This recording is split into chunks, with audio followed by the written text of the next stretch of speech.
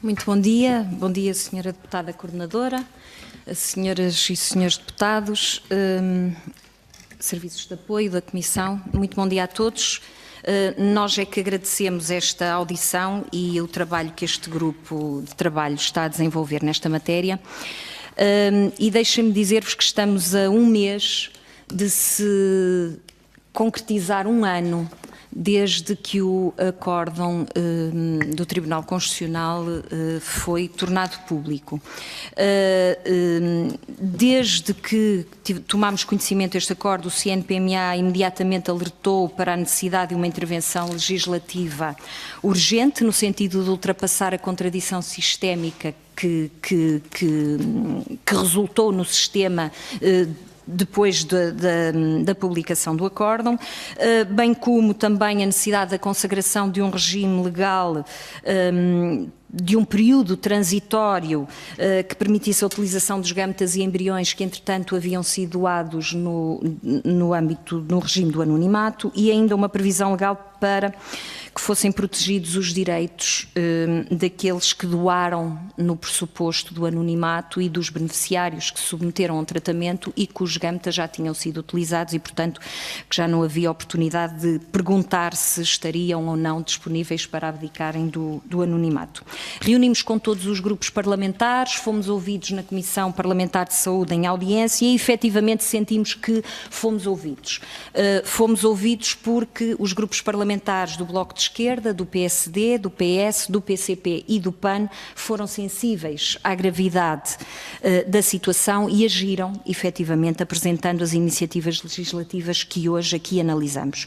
Portanto, o CNPMA quer antes de mais reconhecer e saudar o trabalho destes grupos parlamentares e em especial a preocupação e interesse demonstrado pelos senhores deputados que são precisamente os senhores deputados que compõem este grupo de trabalho, portanto saudar o interesse e a preocupação e todo o trabalho que foi feito para que hoje pudéssemos estar aqui a discutir estes projetos. O grupo parlamentar do CDS-PP, apesar de não ter apresentado nenhuma iniciativa, gostaríamos também, apesar de também não estar cá hoje ninguém, mas deixar este registro de saudar também, porque acreditamos que e desejamos muito que façam parte da solução para este problema. Quanto aos diplomas propriamente ditos, queremos realçar alguns aspectos, porque todos eles vão muito no sentido daquilo que o Conselho Nacional de Procriação Medicamente Assistida havia alertado, todos eles vão no sentido de dar a resposta que nós tínhamos ditado como necessário, mas há algumas divergências e, portanto, gostaríamos de nos debruçar sobre os diversos diplomas e referir quais são as opções que a nós nos parecem melhores. Quanto à alteração do artigo 15, conformando com o espírito do acórdão do Tribunal Constitucional, os projetos do Bloco, do PSD e do PCP optaram por consagrar expressamente o direito da pessoa nascida com recurso à doação heteróloga saber a identidade do dador ou da dadora. O PS e o PAN optaram por fazê-lo indiretamente, ao retirarem do número 2 do artigo 15 a expressão à exceção da identidade do dador. Portanto, não o fizeram de forma expressa, de forma clara. A opção do PS e do PAN é possível, mas a nosso ver os projetos do Bloco, do PSD e do PCP neste aspecto respondem melhor àquela que é a determinação do Tribunal Constitucional, sendo mais claro e não deixando aqui margem para dúvidas. E, portanto, preferimos a versão que claramente consagre, se bem que percebemos que o sentido dos projetos do PS e do PAN vão necessariamente também nesse sentido. Os projetos do Bloco e do PSD referem-se expressamente à idade a partir da qual a pessoa nascida pode ter acesso a essa informação. O PSD apontou os 18 anos como sendo a idade da maioridade, creio eu. O Bloco de Esquerda apontou os 16 anos, pronto, por razões que obviamente o Bloco saberá, mas que compreendemos que tem a ver também com a perspectiva que o Bloco tem de que a maioridade deve ser antecipada para os 16 anos. Nós entendemos que deve ser a maioridade. Neste momento o que a lei diz é que a maioridade é aos 18 anos e, portanto, deve ser a partir dessa idade que a pessoa nascida deverá ter acesso. Quanto às condições de acesso a essa informação sobre a identidade da pessoa que doou, só o PS e o PAN é que definem o que se entende por identidade do dador ou da dadora. E dizem que é apenas a identificação civil. Ainda assim, apesar de terem ido mais longe que os outros projetos e terem consagrado exatamente qual é a informação que a pessoa nascida tem direito, gostaríamos de perceber o que é que se insere nesta identidade civil, se é apenas o nome da pessoa, se é o nome e outros dados, se é o nome e a morada, o que é que se insere nesta identidade civil, porque se for só o nome também nos parece escasso, há muitos portugueses com o mesmo nome e, portanto, e só isso também não diz nada à pessoa nascida e, portanto, não cumpre aquele que é o espírito do Tribunal Constitucional e, portanto, também temos que encontrar aqui um meio termo e temos que encontrar aqui uma solução de compromisso entre os direitos das pessoas envolvidas e a disposição do acórdão do Tribunal Constitucional. Nós preferíamos que isto fosse definido e fosse definido desde já em sede de lei e não ficasse para regulamentação. É por uma questão de certeza jurídica. Pensamos que é suficientemente importante esta definição para que conste já da lei. Igualmente, só os projetos do PS e do PAN é que estabeleceram uma obrigação de confidencialidade que impende sobre a pessoa nascida. Ou seja, diz que a pessoa nascida com doação heteróloga acede à informação, mas não a pode divulgar a terceiros. Isto vai no sentido daquela que foi a posição assumida pelo CNPMA quando da audição e depois nos documentos que fizemos chegar à Comissão Parlamentar de Saúde. Achamos que isto é muito importante. Se o fundamento do Tribunal Constitucional para impor a regra do não anonimato é o direito da pessoa nascida, o direito da pessoa nascida à sua identidade pessoal e à sua historicidade pessoal, ao desenvolvimento da sua personalidade, estes são direitos que são intrínsecos à pessoa nascida, são direitos que a pessoa nascida tem, são direitos que estão reconhecidos nos projetos do PS e do PAN, mas impondo que não os deva divulgar ou que não os possa divulgar a terceiros. E parece-nos que esta imposição é importante para respeitar os direitos destes terceiros, ou melhor, os direitos dos dadores e os direitos dos beneficiários, porque se o acórdão visa proteger os direitos da pessoa nascida, entendemos que os direitos da pessoa nascida já são devidamente acautelados com a possibilidade de conhecer, de saber. A partir daí, parece-nos excessivo que a pessoa nascida possa, de alguma forma, ter a possibilidade de divulgar essa informação, porque aí já não tem nada a ver com a formação da sua personalidade, já não diz respeito diretamente ao seu conhecimento da identidade pessoal, da sua historicidade, mas já entra no campo dos direitos dos dadores e já entra dadores esses que têm uma vida, que têm uma família e que não precisam e não querem provavelmente ver a sua vida exposta, e esta exposição em nada releva para o respeito dos direitos da pessoa nascida. Portanto, não acresce nada, poderíamos até estar aqui perante um abuso de direito, não acresce nada. Portanto, nós entendemos que deve haver este direito de reserva ou de confidencialidade, ou melhor, aquilo que entendem que deve constar da lei. E também, por uma questão de certeza jurídica, entendíamos que deveria já constar da lei e não ficar este aspecto tão importante para regulamentação. Em relação ao regime transitório, É comum a todos os projetos que as dádivas que já tiverem sido utilizadas sejam abrangidas pela regra excepcional do anonimato, excepto nos casos em que as pessoas que doaram expressamente o permitam. Nós fazemos só aqui uma ressalva. São tidos aqui os direitos dos dadores, não são tidos aqui os direitos dos beneficiários, do casal ou da mulher, que neste caso só do casal, porque a mulher já é mais recente e não se aplica, não são tidos os direitos do casal. O casal que recorreu a uma técnica de PMA com gametas doados, fê-lo num pressuposto.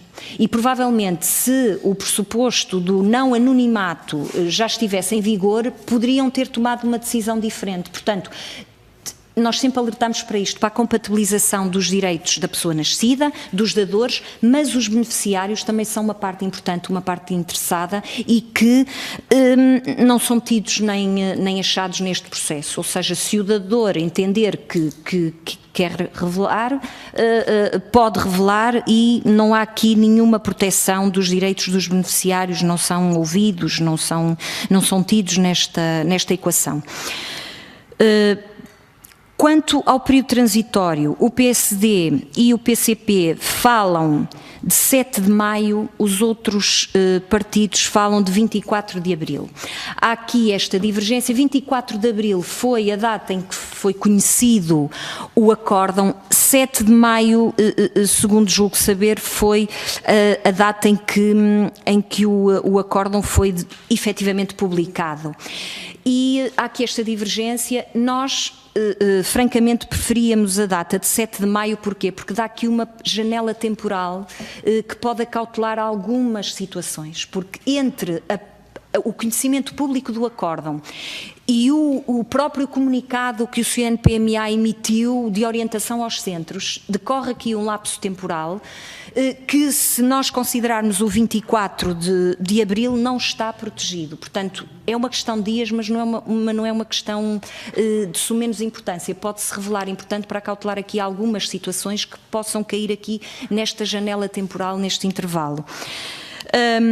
Há também um aspecto muito importante que só o projeto de lei do PCP e do PSD acautelou e que nos parece fundamental, que é a norma, o número 4 do artigo 15, que entretanto caiu porque não está prevista em nenhuma circunstância do período transitório nos outros projetos. E que norma é esta? É a norma que diz, sem prejuízo do disposto nos números anteriores, podem ainda ser obtidas informações sobre a identidade do dador por razões ponderosas reconhecidas por sentença judicial. Ou seja, nós nunca tivemos um regime de anonimato absoluto. Sempre houve esta escapatória, digamos assim, que por acaso nunca foi utilizada, mas sempre existiu esta formulação. Só o PCP e o PSD é que acautelaram isto. Os outros projetos não falam no regime transitório em que há um anonimato desta possibilidade, ou seja, criaram aqui um anonimato absoluto. No caso do período transitório, em que, imaginemos, em que os gametas já foram utilizados, a pessoa não autoriza, o dador não autoriza, vigora o regime do anonimato.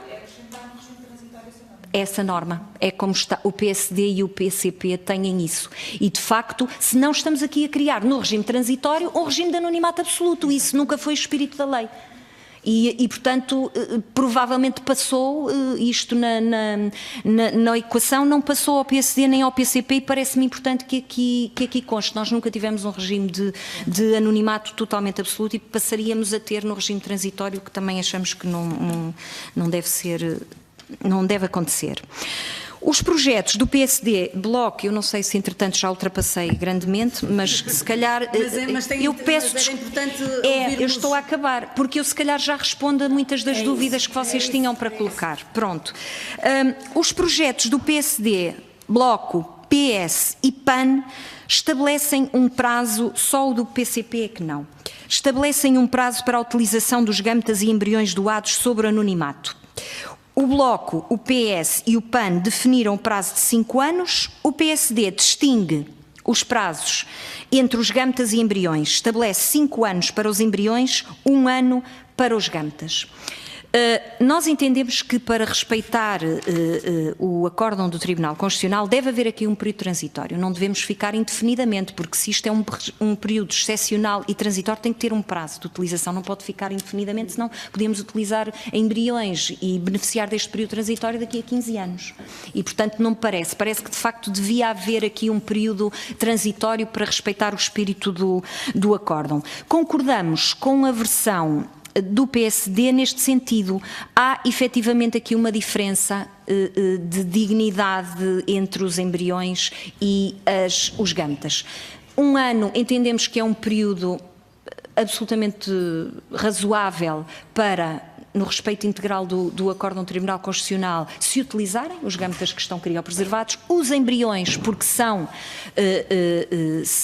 têm uma dignidade diferente, já são embriões, já não são só células, já não são só gametas, têm uma dignidade diferente, devem ter um período transitório que poderá ser os 5 anos que todos os grupos parlamentares avançaram. Os embriões. Os embriões, 5 anos. O PS diz 5 anos para os gametas e para os embriões. O Bloco, igualmente. O PAN, igualmente. O PCP não estabelece. Sim. O PSD distingue embriões de gametas e para nós essa distinção tem cabimento, tem razão de ser. E entendemos que 1 ano é razoável, é um período razoável para não prolongarmos demasiado, porque nós temos aqui um acórdão para cumprir.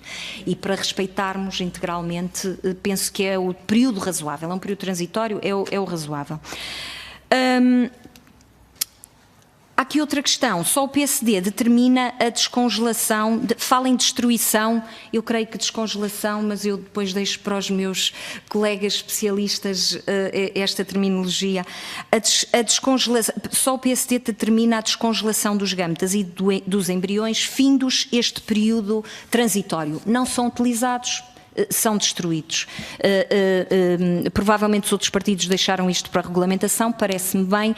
Eu só levantava aqui uma ressalva, que é no projeto do PSD, refere que durante esse período, autorizado o levantamento do anonimato sobre não tendo sido autorizado, que os embriões e os gametas possam ser descongelados. Há aqui uma exceção que poderia estar na lei, que é a não ser que tenham sido doados para investigação científica, que nesse caso não seriam, mas infelizmente há muito poucos projetos de investigação científica em embriões, mas portanto há aqui esta possibilidade que não implica necessariamente o seu descongelamento, poderão eventualmente ser utilizados para outras funções. E portanto estamos abertos, peço desculpa por me ter alongado, mas fui um bocadinho detalhada, estamos abertos então às vossas questões mais concretas sobre algum aspecto que não tenha ficado claro. Muito obrigada.